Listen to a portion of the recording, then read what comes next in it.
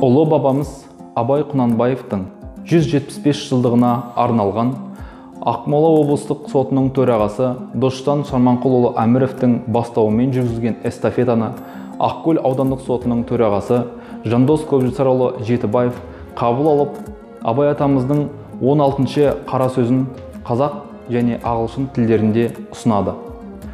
Қазақ құлшылығым Құдайға лайық болсын деп қам жемейді. Тек жұрт қылғанды бізде қылып, жығылып тұрып жүрсек болғаны дейді. Саудагер несиесін жия келгенде тапқаным осы, біттім деп, алсаң ал, әйтпесе саған бола жерден мал қазанба дейтінігі бар емес пе? Құдай тағаланы дәл сол саудагерде қыламын дейді. Тілін жаттықтырып, дінін тазартып, ойланып үйреніп әлек болмайды. Білгенім осы, енді қартайғанда қайдан ғана үйрене аламын дейді. Оқымадың демесе болады дағы, енді тілімнің келмегенін қайтушы еді дейді. Оның тілі өзге жұрттан бөлекше жаратылып па. The Kazakh doesn't worry whether his prayers please God or not. He does what other people do.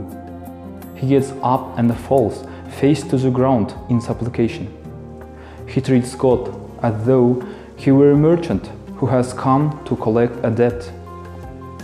Well, that's all I have. Take it, if you will. But if you will not, don't ask me to get livestock out of nowhere. The Kazakh will not take trouble to learn and purify his face. Well, that's all I know.